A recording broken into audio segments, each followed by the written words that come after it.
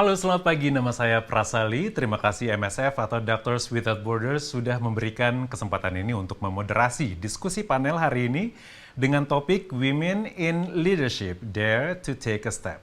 Topik ini menjadi penting khususnya bagi para perempuan yang masih terjebak dalam stigma dan paradigma bahwa kursi pimpinan itu semata-mata hanya milik pria saja. Di saat populasi perempuan dan laki-laki usia produktif hampir seimbang, tapi ternyata tidak paralel dengan tingkat partisipasi angkatan kerja khususnya di Indonesia. Tingkat partisipasi angkatan kerja perempuan masih berada di angka 55,4%, jauh tertinggal dari partisipasi laki-laki yang sebesar 83,01%. Sementara itu untuk level manajemen menengah hingga eksekutif puncak, ada sebuah studi yang dilakukan oleh ILO, International Labour Organization, pada tahun 2018 terhadap perusahaan-perusahaan di Asia Pasifik yang menunjukkan bahwa tingkat manajemen menengah hanya terisi 34,8% oleh wanita, dan sementara itu untuk tingkat manajemen senior hanya 26,9% dan hanya 20,5% untuk tingkat eksekutif puncak. Apa benar ini yang terjadi di Indonesia saat ini? Dan mengapa data-data ini lantas mengesankan bahwa ketidaksetaraan gender di dunia kerja Indonesia masih sangat tinggi? Apakah karena memang perempuan Indonesia masih terjebak dalam stigma bahwa memimpin itu adalah tugasnya laki-laki? Atau memang angkatan kerja perempuan Indonesia saat ini tidak memenuhi standar ideal kepemimpinan? Atau jangan-jangan dunia kerja kita memang masih kental dengan sikap dan perilaku bias gender dengan latar belakang budaya patriarki. Melalui diskusi hari ini, kita mengharapkan Anda semua yang hadir hari ini dapat berperan lebih aktif apapun latar belakang dan kapasitas Anda di komunitas Anda saat ini. Untuk itu kami menghadirkan 3 panelis yang kompeten di bidangnya, dan kita akan menggali perspektif masing-masing panelis dengan harapan mendapatkan insight-insight baru yang akan membuat para perempuan lebih aware dengan potensi diri dan berani mengambil langkah untuk meniti karir ke tingkat yang lebih tinggi. Because as a woman, you can make a difference. Panelis pertama yang ingin saya perkenalkan adalah seorang perempuan yang perjalanan karirnya sangat panjang. Memulai karir di Manulife sejak tahun 1998 dan saat ini beliau menjabat sebagai Head of Agency Transformation di Manulife Indonesia. Ladies and gentlemen, please welcome Ibu Linawati Wijaya.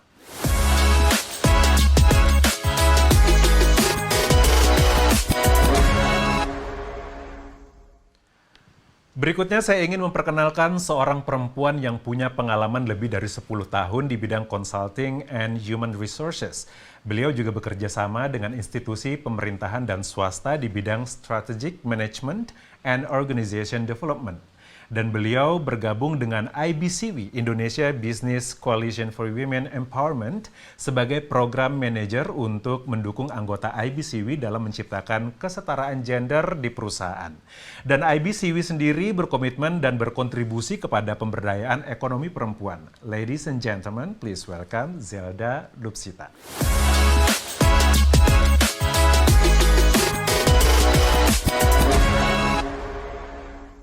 Panelis terakhir sepertinya yang termuda di antara panelis lainnya, tapi dedikasinya luar biasa untuk kemanusiaan. Bahkan sejak beliau masih berusia 11 tahun, beliau sudah memiliki keinginan untuk menjadi humanitarian worker. Dan saat di bangku SMA, beliau telah mendengar tentang keberadaan MSF yang saat itu terlibat dalam bantuan untuk para korban perang di Kosovo.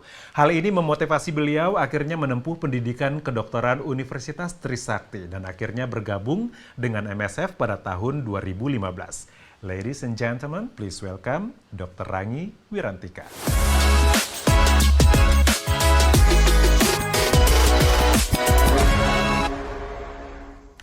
Terima kasih para panelis yang sudah menyempatkan waktu untuk hadir di acara ini, dan terima kasih kepada para partners yang sudah mendukung acara ini, Manulife Indonesia, IBCW, Parenting Indonesia, dan Magdalene Indonesia. Dan tentunya apresiasi setinggi-tingginya untuk Anda, para peserta yang menyempatkan waktunya untuk hadir di webinar ini meskipun ini adalah weekend. Semoga hari ini diskusi kita bisa memberikan impact yang baik bagi para perempuan Indonesia yang punya mimpi. Bicara soal mimpi dan karir, tentu kita ingin mencapai level terbaik dalam perjalanan karir kita. Dan mungkin salah satu bentuk pencapaian tersebut adalah menjadi leader dalam bidang yang kita geluti. Speaking of leadership, women in leadership. What does women in leadership means to you, Ibu Lina? Oke, terima kasih atas pertanyaannya. Pertama-tama saya ingin mengulas terlebih dahulu ya mengenai keistimewaan yang dimiliki oleh perempuan seperti misalnya kita punya ketelitian, kepekaan, dan kepedulian serta nilai-nilai lainnya yang membedakan kita dengan laki-laki. Namun dengan demikian dalam hal yang terkait dengan leadership atau kepemimpinan, setiap pimpinan seringkali dituntut untuk menitik beratkan yang terkait dengan logika. Karena terutama kita diminta untuk mencapai suatu solusi dari permasalahan-permasalahan yang ada, which is itu selalu ada ya yang dalam proses pengambilan keputusan. Oleh karena itu, saya percaya sih di era modern seperti ini sudah tidak ada batasan lagi nih yang baku mengenai porsi kepemimpinan yang terkait dengan gender. Jadi laki-laki dan wanita itu semua sama gitu. Jadi kita di era modern seperti ini tuh udah nggak ada lagi tuh batasan. Contohnya di Manulife sendiri saat ini sebagian besar porsi eksekutif committee ditempati oleh female leaders dan saat ini tuh sudah lebih dari 50% karyawannya Manulife di Indonesia adalah para perempuan. Dan ini tentunya membuktikan bahwa hadirnya perempuan dalam kepemimpinan semakin beragam. Beda dengan periode yang sebelumnya ya. Periode sebelumnya tuh kayak susah gitu untuk menjadi pemimpin wanita. Dan saya tuh sangat bangga gitu, terutama ya dengan Manulife ya, bahwa saat ini tuh kesempatan buat kita untuk menjadi pemimpin tuh udah sangat terbuka. Wanita itu bisa berkarya dan kita diberi kebebasan, kesempatan untuk menciptakan kontribusi, untuk mencetak prestasi-prestasi yang lebih banyak lagi di perusahaan tanpa membedakan adanya gender. Apakah ini laki-laki, porsi ini harus laki-laki, porsi ini wanita, itu udah nggak ada gitu. Jadi kesempatan tuh sekarang sangat-sangat terbuka gitu untuk wanita. Oke, berarti di Manulife nggak ada gender issue itu nggak ada ya? Nggak ada. Tadi Bu Lina sempat mengatakan bahwa saat ini tidak ada batasan yang baku mengenai porsi kepemimpinan yang terkait dengan gender. Mbak Zelda, bicara mengenai porsi kepemimpinan, apa benar sudah tidak ada batasan sama sekali? Atau ada nggak sih kursi-kursi tertentu yang mau tidak mau tetap dikotak-kotakan? Misalnya bidang ini supposed to be led by men and yang ini supposed to be led by women. Kalau menurut saya sebenarnya kan ya kalau dengan laki-laki dengan perempuan kita kan sebenarnya kan berpartner ya, baik di tempat kerja maupun di rumah tangga gitu ya.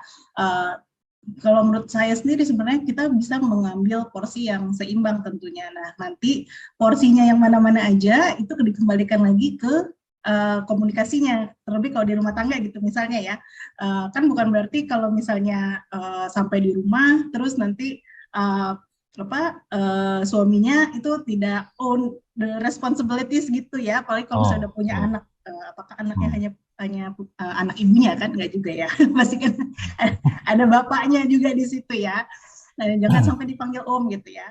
Nah itu jadi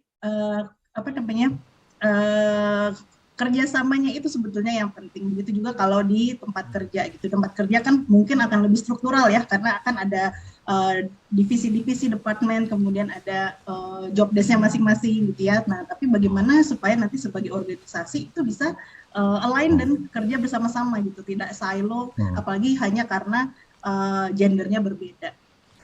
Kalau dalam rumah tangga sebenarnya predikat kepala rumah tangga itu sah-sah aja nggak sih diberikan kepada perempuan? Ya, kalau sekarang kan apalagi kalau di Indonesia juga kita sudah banyak juga yang single parent family ya, dimana memang kalau secara undang-undang itu memang saat ini juga masih agak ini juga sih agak rancu jadinya ya, karena di dalam undang-undang perkawinan itu yang menjadi kepala keluarga adalah suami atau laki-laki gitu. Sedangkan sekarang dan undang-undang perkawinan itu kan sudah dari tahun 1970-an kalau nggak salah ya. Tapi kan sekarang dengan berjalannya waktu ternyata banyak yang menjadi single parent family apapun alasannya gitu ya. Nah ini kadang-kadang juga yang kemudian menjadi tidak terlihat bahwa perempuannya itu juga sebenarnya sekarang menjadi kepala keluarganya. Dokter Rangi, Anda sebagai field worker di MSF itu kan banyak bekerja sama dengan para laki-laki di lapangan. Did you experience any issues terkait dengan gender ini, ada nggak sih? Kalau untuk di MSF sendiri sih enggak ya. Untuk bekerja sama, karena konsep kerja sama kan sifatnya gender neutral, jadi partnership sama antara perempuan laki-laki ya jadinya kerja working as a team aja gitu. Di MSF sendiri juga mempromot untuk gender equality, gender equity, perempuan untuk ada di posisi-posisi leadership, kayak contohnya saya sekarang di South Sudan ini sebagai medical team leader. Ada juga yang jadi project coordinator, ada yang jadi medical coordinator. Jadi perempuan di posisi-posisi leadership itu sangat di encourage untuk dari MSF sendiri. Cuman mungkin kalau masalah kayak seperti kemarin baru banget datang ke meeting untuk health partners di South Sudan di sini gitu, ada health cluster meeting, dan setelah selesai baru nyadar kalau saya satu-satunya perempuan di health cluster meeting tersebut gitu. Jadi dan saya menggantikan laki-laki yang memimpin udah lama 1 tahun ya. Jadi untuk adjust ke hal-hal seperti itu tergantung project di negara mana gitu kan ya, yang dengan latar belakang dan culture yang berbeda cukup berpengaruh. Tapi ya kalau kayak untuk ada di sini gitu membuktikan juga kalau misalnya nggak, perempuan bisa datang kok ke tempat seperti South Sudan, kita bisa ada di sini walaupun panas banget, nggak ada istilahnya nggak dengan basic livelihood, terus nggak ada skincare ya kalau di Jakarta kayak tadi kata Pras gitu kan. Jadi ya gitu, kurang lebih seperti itu. Terima kasih Dokter Rangi. Sebelum kita lanjut ke pertanyaan berikutnya, saya ingin mengajak para peserta webinar untuk mengikuti polling yang terkait dengan poin diskusi kita berikutnya. Polling pertama, menurut Anda, apakah kebanyakan perempuan saat ini sudah berani mengambil keputusan penting dalam kehidupannya? Let's say dalam hal karir, rumah tangga, atau personal decision. Silakan klik ya jika Anda pikir bahwa perempuan Indonesia sudah berani untuk mengambil keputusan sendiri, dan klik tidak jika menurut Anda belum. Baik, kita akan langsung lihat hasil pollingnya. Ini dia hasilnya, yang menjawab ya sebanyak 72% dan yang menjawab tidak sebanyak 28%. Ternyata memang saat ini mayoritas perempuan Indonesia sudah berani mengambil keputusan penting ya. Oke. Baik, satu pertanyaan lagi di polling ini yang ingin saya sampaikan. Apakah Anda pernah mengambil keputusan yang penting atau signifikan selama hidup Anda yang berhubungan dengan hal tersebut? Tadi kan di polling pertama mengenai sudah berani apa belum. Dan yang sekarang, Anda sendiri apakah pernah mengambil keputusan yang penting atau signifikan dalam hidup Anda? Silakan diklik ya jika pernah dan tidak jika Anda belum pernah mengambil keputusan penting dalam hidup Anda. Baik, ini dia hasilnya. Yang menjawab ya sebanyak 93% dan yang menjawab tidak hanya 7%.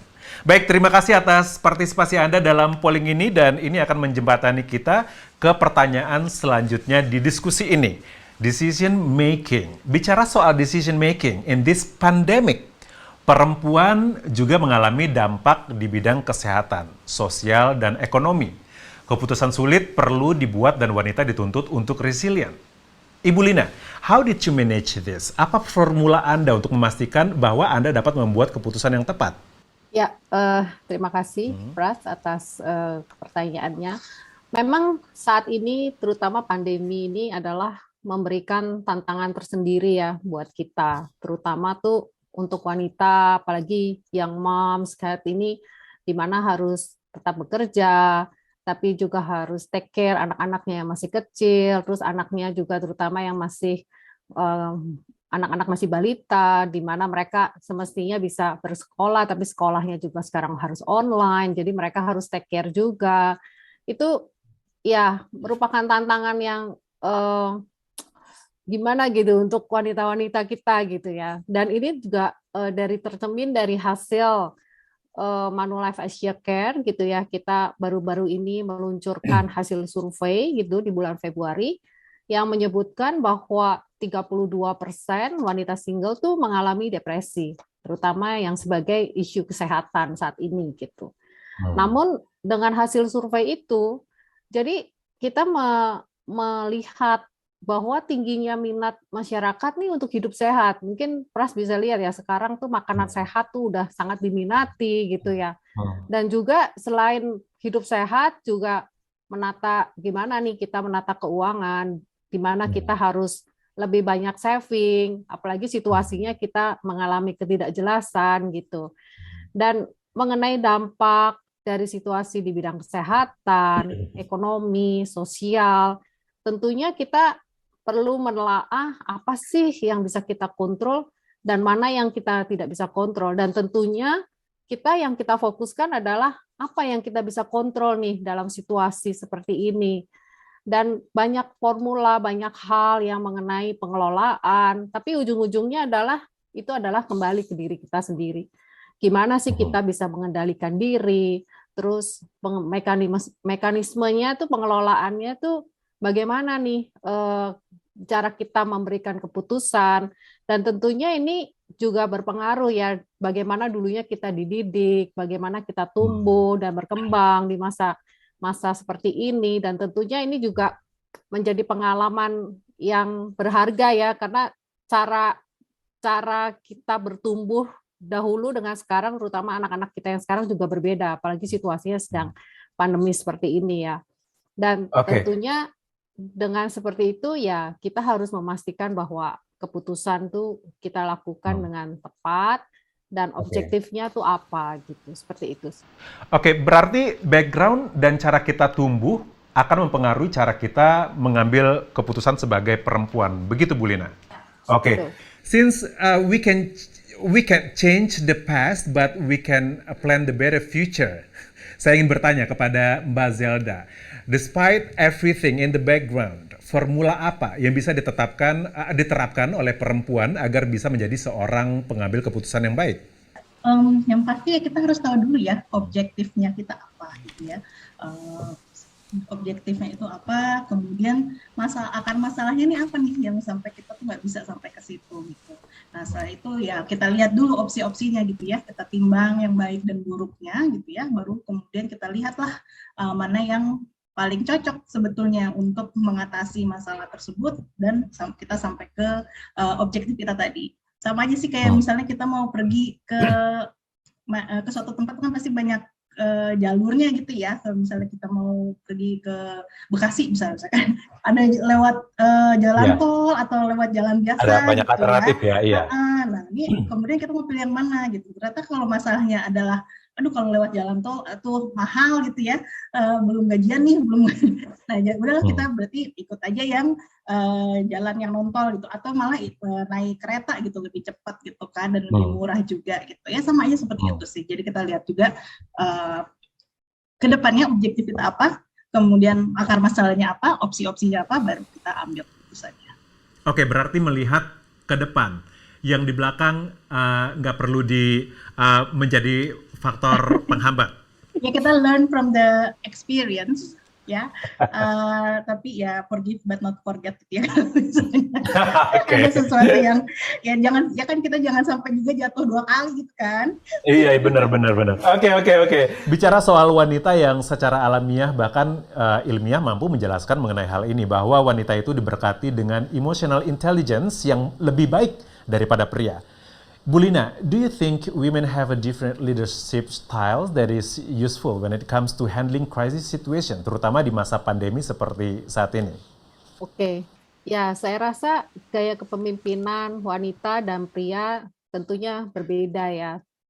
Di samping seperti kapasitas atau kapabilitas yang dimiliki, tentunya perempuan tuh kita udah tahu bahwa lebih memiliki kepekaan, Mhm. kepedulian, bahkan ketelitian gitu ya. Dan itu dibandingkan dengan laki-laki. Kan wanita di rumah tangga tuh bisa multifungsi gitu, beberapa hal langsung bisa dikerjakan gitu. Jadi benar-benar bisa teliti gitu. Dan gaya kepemimpinan ini adalah kalau dari sisi wanita itu adalah gabungan dari tentunya udah familiar dengan IQ dan EQ gitu ya, emotional intelligence, intelligence quotient. Dan tentunya kalau wanita tuh kita ada tambahan satu lagi yang sangat spesial gitu, bahwa kita tuh punya LQ, love quotient gitu. Sehingga Oke. dalam menghadapi situasi krisis atau serba ketidakpastian gitu, wanita tuh bisa memiliki keahlian gitu ya, yang sifat dasar kita tuh memang multitasking, tadi saya udah sebutin, dalam rumah tangga bisa mengerjakan beberapa hal gitu. Dalam mengatasi krisis, dari segala arah. Dan perempuan juga bisa menggabungkan bagaimana sih kita menganalisa sebenarnya root cause-nya tuh apa gitu, berdasarkan IQ yang kita miliki. Dan tentunya kita juga memikirkan nih dengan baik-baik secara emosional, gimana sih impact-nya.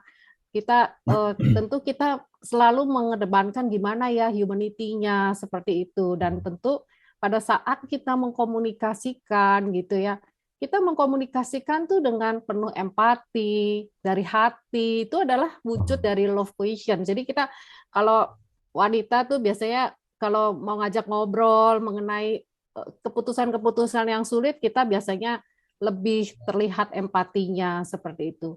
Dan dengan terutama pada saat situasi pandemik seperti ini ya, bahwa terdapat beberapa negara gitu dengan pemimpinnya tuh wanita.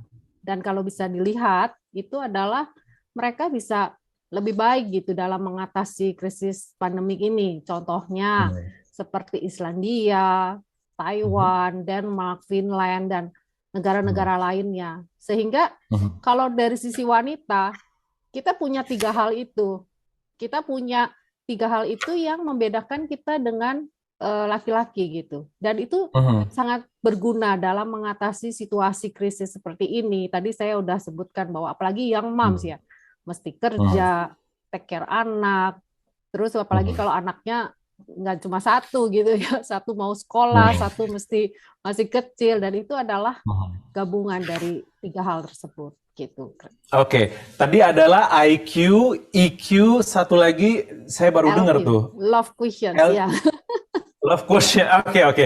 Berarti tiga faktor itu adalah faktor yang bisa dikatakan membedakan leadership style perempuan dan laki-laki ya, Bu Lina ya? Ya, kita lebih banyak melakukan persuasive approach dan kita lebih terlihat empatinya seperti itu ya. Jadi lebih ya pakai personal approach lah seperti itu. Oke, kalau dalam sepanjang karir Bu Lina, pernah nggak sih merasakan tiga hal ini sangat membantu Anda dalam mengambil keputusan yang tepat? Dan kira-kira keputusan seperti apa, Bu? Kalau boleh share di sini? Iya, mungkin karena dalam hal ini adalah saya lebih menitik beratkan dari sisi leadership gitu ya, dan kita benar-benar pengen wanita itu menjadi good leaders gitu. Dan yang saya mau share tuh lebih kepada gimana sih kita sehari-hari menghadapi dalam tim gitu, tim members, terutama pada saat apabila tim members kita ada yang masih ada kesulitan atau sedang sakit. Itu adalah decision dari leaders itu. Gimana kita tetap menunjukkan empati, kita tetap mendukung dia sepenuh hati, dan kita willing untuk nge-backup dia gitu. Backup dalam hal ini dari sisi adalah baik dari sisi emosional maupun dari sisi pekerjaan gitu. Dan itu saya lihat hal-hal seperti itu tuh suatu keputusan yang memang dalam sehari-hari itu perlu kita lakukan. Seorang perempuan memang diberkati dengan empati yang tinggi, dan tiga hal yang disebutkan Bu Lina tadi membedakan kepemimpinan perempuan dan laki-laki. Gitu kali ya? Dan mungkin untuk yang di luar sana ada para business owner yang kebetulan laki-laki yang menyaksikan acara ini bersama partnernya. Perbanyaklah pemimpin perempuan di perusahaan Anda, gitu ya Bu ya? Betul. Oke, bicara soal empati, Dr. Rangi, pekerjaan Anda ini kan bisa dibilang modal besarnya salah satunya adalah empati juga. Nah, saat Anda bekerja di lapangan, Anda banyak bertemu dengan perempuan-perempuan di negara konflik dengan banyak baggage yang mereka pikul. Apa bentuk support Anda kepada para perempuan ini untuk tetap kuat dan tabah menghadapi situasi di negara mereka?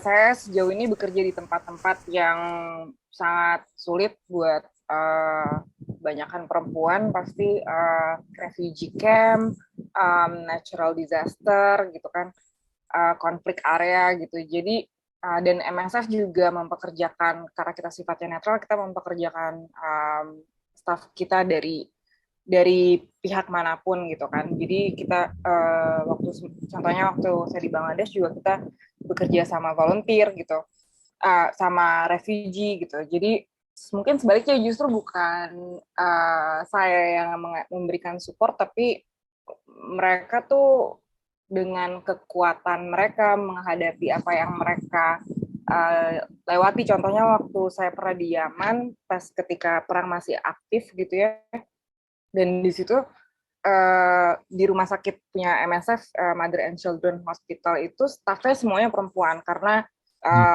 Muslim country, jadi kalau perempuan ditangani perempuan gitu-gitu. Dan itu mereka seumuran sama saya, jadi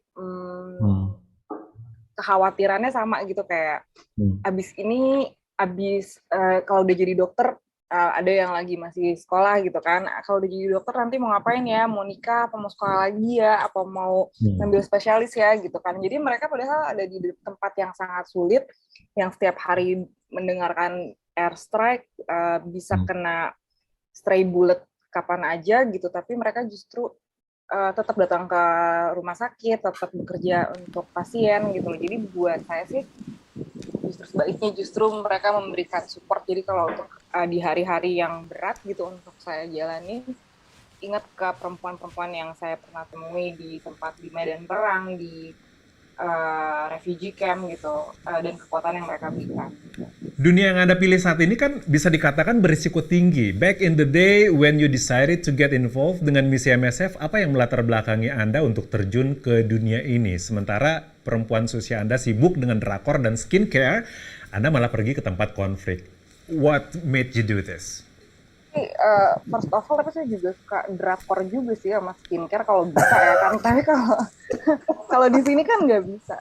Cuman gitu kalau terus motivasi pertama kenapa enggak sih pertanyaannya gitu. Mungkin ya oke, tadi seperti yang pernah ceritain di awal, terinspirasi dari perang Kosovo, terus ngelihat orang-orang yang pada saat itu di zaman dulu kan TVRI ya, sosial medianya gitu kan. Jadi melihat mereka jalan gitu kan dari sampai seperti sekarang gini di Ukraine gitu kan. Jadi perempuan-perempuan ini, anak-anak ini, ibu-ibu ini yang udah lanjut usia ini, yang nolong tuh siapa gitu. Jadi pada saat itu aku pikir kayaknya yang bisa menghentikan perang itu ini kali ya, kayak badan dunia apa gitu ya, yang kayak United Nation or something gitu kan. Saat itu ya. Saat itu gitu kan. Terus ya makin lama makin dewasa gitu, pas SMA mengenal Doctors Without Borders, dokter-dokter yang ini nih, waktu itu zaman tsunami ya, tsunami Aceh. Terus dokter-dokter yang datang ke Aceh pakai motor bawa obat-obatan gitu. Terus akhirnya saya pikir Doctors Without Borders itu cuman buat dokter doang gitu kan. Jadi jadi makanya masuk kedokteran itu karena namanya Doctors Without Borders, padahal ternyata sih enggak. Tapi gitu. nggak nyesel kan masuk ke kedokteran? Enggak sih. Nah makanya sekarang setelah aku dari 2015 sama Doctors Without Borders, di mission yang ini aku jadi medical team leader untuk mission yang sifatnya outreach. Jadi kita kayak di tempat-tempat yang nggak ada akses kesehatan sama sekali, kita pergi ke situ naik motor, naik dongki ke keledai. Oh, oke. Ya, gitu. Oke. Jadi kayak full circle gitu sih ngerasanya ya saat ini, kayak dulu waktu itu ngelihat terinspirasi dari dokter-dokter yang kayak gitu, dan sekarang kita ngerjain yang project yang sifatnya seperti itu. Gitu. Oke, saya ingin mengajak Anda melihat sebuah data tingkat partisipasi angkatan kerja perempuan masih berada di angka 55,4%. Jauh tertinggal dari partisipasi angkatan kerja laki-laki di angka 83,01%. Dan pada hasil survei ILO pada perusahaan-perusahaan di Asia Pasifik, pada tahun 2018 menunjukkan data bahwa semakin tinggi sebuah jabatan di sebuah perusahaan, semakin sedikit pula jumlah partisipasi perempuan. Rata-rata tingkat manajemen menengah memiliki 34,8%, partisipasi perempuan menurun menjadi 26,9% di tingkat manajemen senior dan 20,5% di level puncak, eksekutif puncak. Mbak Zelda, menurut Anda, apa yang membuat hal ini terjadi? Jadi kita harus lihatnya emang holistik ya, maksudnya challenges yang memang dihadapi oleh perempuan ini kan juga bukan cuma dari luarnya, dari eksternal gitu ya, mungkin dari sisi opportunity, tapi juga dari norma-norma sosialnya kita juga gitu. Misalnya nih ya, kalau misalnya kita ngikutnya dari perjenjang karir gitu ya, kalau misalnya seorang perempuan dan yang lulus dari perguruan tinggi sekarang juga sebenarnya kan lebih banyak perempuan daripada laki-laki ya, untuk sesuai dengan data dari BPS juga gitu ya. Tapi kemudian kita lihat tadi ya, tingkat partisipasi angkatan kerjanya langsung gitu kan, langsung Iya. Kemana ini orang-orangnya? 20% gitu kan, where this women gitu kan. Nah, itu kan ternyata pada saat mau masuk ke dunia kerja gitu, apa sih pertama perempuan yang baru, kalau perempuan baru lulus dari kuliah aja gitu ya, apa sih pertanyaan-pertanyaan yang keluar, yang sering keluar tuh apa? Jadi kapan nih nikahnya? Apa nih? Calonnya mana nih? Belum, kok belum dikenal gitu ya. Standar template lebaran tuh sama Natal. Iya, terus nanti aduh biological clock kamu lah, ini kok ada TikTok kayak dengar suara jam siapa ya, oh biological clock kamu ya gitu. Kan bercanda-bercanda yang bisa kayak so gitu kan. Nah terus kemudian juga jadi ada ekspektasi itu gitu ya untuk perempuan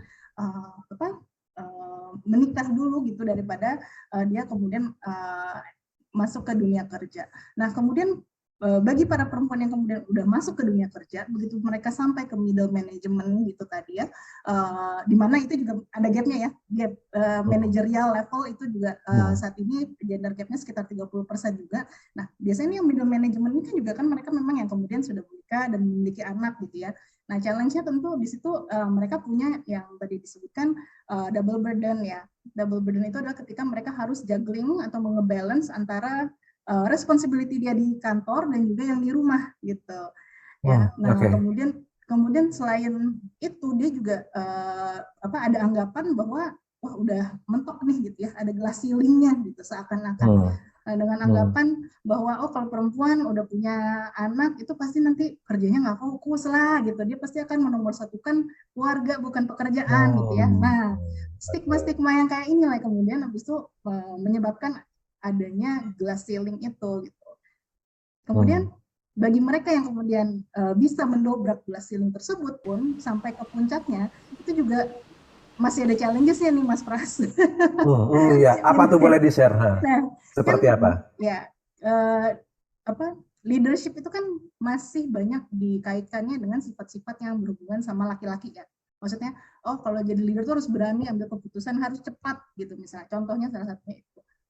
Sedangkan kalau perempuan itu kan tadi sempat disampaikan juga ya sama Ibu Lina gitu, lebih teliti gitu dalam mengambil keputusan juga kadang seperti itu gitu. Perempuan biasanya lebih bimbang dulu nih gitu ya. Kalau aku ngambil yang seperti ini nih nanti gimana gitu. Nanti impact-nya bukan cuma ngelihat impact secara finansial mungkin, tapi mungkin juga lihat ke timnya gimana gitu ya. Jadi personalnya juga dilihat gitu ya, hubungannya. Nah, itu mungkin akan mengambil waktu dan kemudian jadinya tidak sesuai dengan harapan orang-orang akan seorang leader yang harus mengambil keputusan secara cepat gitu. Jadi kemudian dia dilihat bahwa dia menjadi seorang leader yang tidak baik gitu ya, ada ikatan ganda di situ gitu. Tapi kemudian ada perempuan-perempuan yang dia berani mengambil keputusan gitu ya, Nah, ini kemudian tidak sesuai juga sama harapan Hmm. orang-orang akan perempuan yang harusnya tuh Hmm. nurturing, ya kan, Hmm. sabar gitu ya. Tapi kok tiba-tiba dia mengambil keputusan untuk nggak lanjutin kontrak timnya sih, misalnya gitu. Nggak punya hati banget gitu kan. Gitu ya. Terus padahal Mana nih iya, padahal kan yang keputusan iya. tiga yang tiga faktor yang tadi disebut Bu Lina tuh mana gitu? Kok Iya. begini gitu ya? Iya gitu. Jadi habis itu padahal kan untuk menjadi pada saat menjadi pemimpinnya pasti keputusannya kadang-kadang juga nggak populis gitu ya. Tapi memang harus diambil bila memang itu adalah sesuatu yang tepat bagi perusahaannya gitu. Nah, Ya. tapi jadinya ada yang kita sebut juga sebagai likability gap gitu ya. Ketika seorang pemimpin perempuan itu dia sesuai dengan harapan orang-orang bahwa pemimpin itu seperti itu gitu ya, dia dilihatnya itu dia tidak akan disukai, dia lebih sering tidak disukai gitu karena dia tidak sesuai dengan norma-norma femininnya gitu ya. Tapi kemudian kalau misalnya pemimpin perempuan yang kemudian dia lebih memperlihatkan sifat-sifat femininnya gitu ya, kemudian kayak tadi ya, untuk mengambil keputusan dia lebih timbang-timbang gitu ya, agak kurang cepat gitu. Nah, itu dilihat sebagai pemimpin yang tidak kompeten gitu. Nah, jadi perempuan juga mengalami challenge seperti itu even ketika dia sudah sampai di puncak karirnya. Ternyata jadi pemimpin perempuan itu ada ekspektasi tertentu karena dia adalah perempuan gitu ya. Ya. Ibu Lina, kalau menurut Anda sebenarnya tantangan yang dihadapi oleh perempuan, seorang pemimpin perempuan saat ini itu seperti apa sih, Bu? Ya, mungkin saya tadi setuju dengan Zelda ya, bahwa ini tuh kita kadang tuh melihat kita tuh kayak ada glass ceiling-nya gitu, which is kita tuh tantangan terbesar tuh sebenarnya diri kita sendiri. Dan saya tuh punya beberapa teman gitu ya, pada saat awal kita sama-sama berkarir dan dia juga termasuk yang smart gitu, tapi pada satu titik dia memutuskan untuk udah karir saya sampai di sini gitu, karena faktor-faktor pribadi dari diri dia sendiri gitu, seperti ketakutan untuk sukses, terus kadang cemas sendiri, padahal itu adalah sesuatu yang tidak perlu dicemaskan gitu ya. Dan kadang tuh ada beberapa hal, memang sih tadi kan kita wanita harus multifungsi gitu ya, harus rumah tangga, karir, dan juga ada saat-saat tertentu yang kita mesti handle. Di satu waktu tuh harus memutuskan banyak hal kayak begitu. Jadi kalau menurut saya tuh tantangan atau kendala atau tantangan dari diri kita tuh sebenarnya diri kita sendiri gitu. Gimana sih kita tuh bisa melihat bahwa tantangan itu adalah suatu kesempatan juga. Dan kita tuh tetap memutuskan, itu adalah ketakutan dari diri kita sendiri, dan kita tetap maju, go for it gitu. Itu adalah salah satu tagline yang saya dapat dari drakor juga ya. Pokoknya kita go for it aja gitu. Berguna juga nih drakor keluar. Dokter Rangi teruskan drakornya, saya support. Iya, dan kita tetap go for it untuk meraih peluang sebesar-besarnya gitu, dan menunjukkan bahwa kita tuh mampu loh. Tadi kan memang kita punya 3 hal yang kita miliki, tadi juga Zelda juga sebutkan bahwa faktor eksternal tuh juga mempengaruhi gitu dari diri kita gitu. Tapi pada saat ini di mana kita punya opportunity, apalagi di Indonesia tuh peran serta wanita, apalagi di Manulife gitu ya, itu tuh sangat dibuka, peluangnya tuh sangat dibuka secara luas, sehingga tinggal gimana nih kita mengatasi tantangan terbesar dari diri kita sendiri, dan yang bisa melakukan untuk melawan itu ya diri kita sendiri juga gitu ya, untuk go for it, maju, ya pokoknya maju terus dan berpacu untuk meraih kesuksesan di kemudian hari. Gitu sih, Prof. Mbak Zelda, selain dari diri sendiri, ada faktor lain nggak sih kenapa perempuan itu sepertinya susah sekali untuk mencapai C-level eksekutif di sebuah perusahaan? Kadang-kadang gini, kesempatan itu terlihat sama gitu ya, tapi yang terlupakan adalah kebutuhan dari support yang dibutuhkan oleh dari pekerja perempuan dan pekerja laki-laki itu berbeda gitu ya. Jadi kalau misalnya kita bilang kayak, ya ini ada kesempatan nih untuk dipromosikan gitu ya, tapi harus pindah kota misalnya gitu.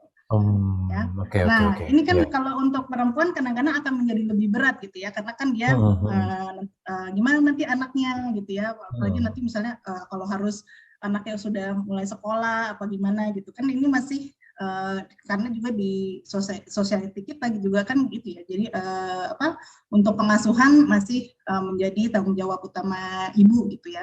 Nah, ini hal-hal seperti ini kemudian yang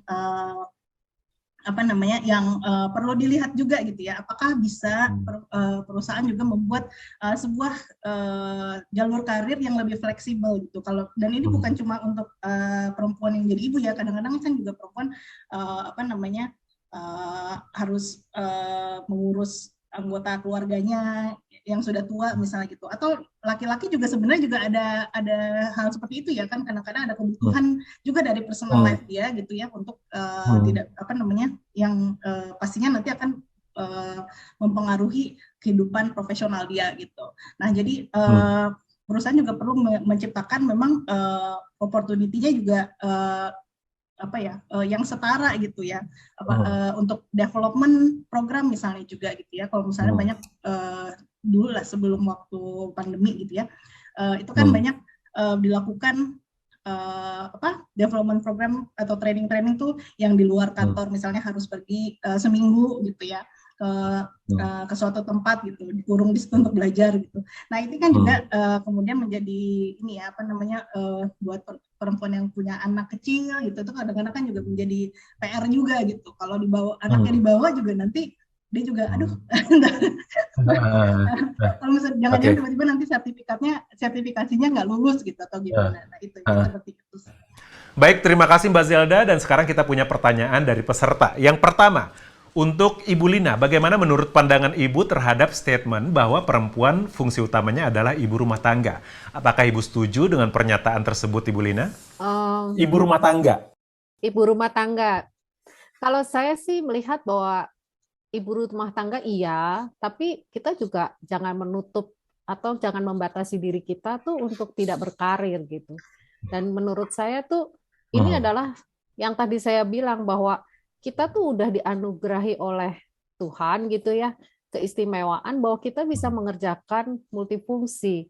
Kita bisa mengerjakan beberapa hal, baik dalam urusan rumah tangga, domestik, maupun dari sisi pekerjaan. Kita tadi saya udah sebutkan ya bahwa kita punya keistimewaan, kita punya ketelitian.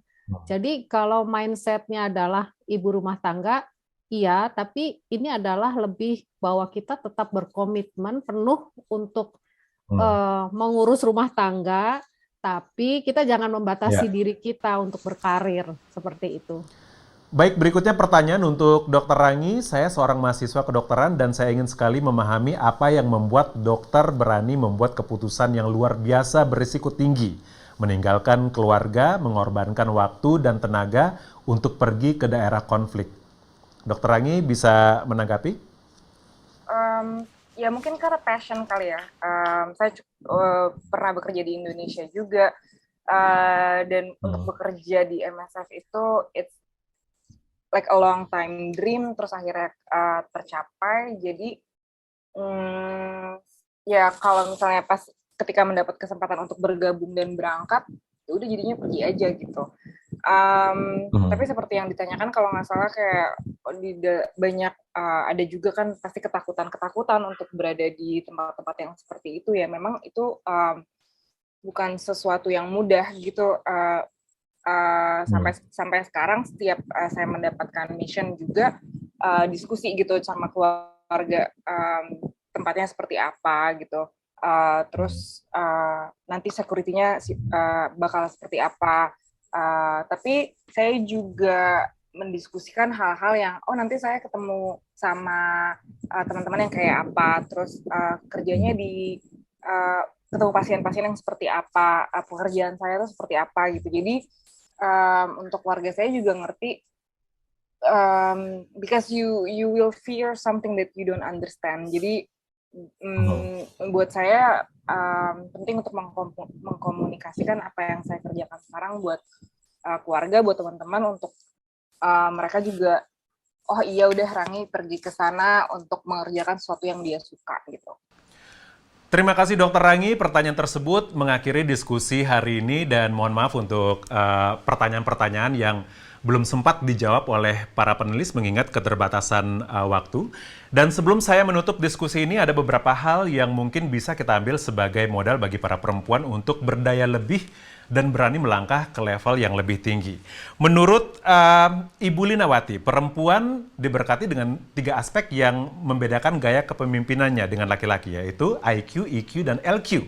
Mbak Zelda, dalam menentukan formula untuk menjadi seorang leader yang membuat keputusan yang tepat, itu perlu mengidentifikasi akar masalah, pelajari opsi-opsinya, timbang baik buruknya, evaluasi mana opsi yang paling sesuai untuk setiap masalah dan fokus kepada objektif ke depannya.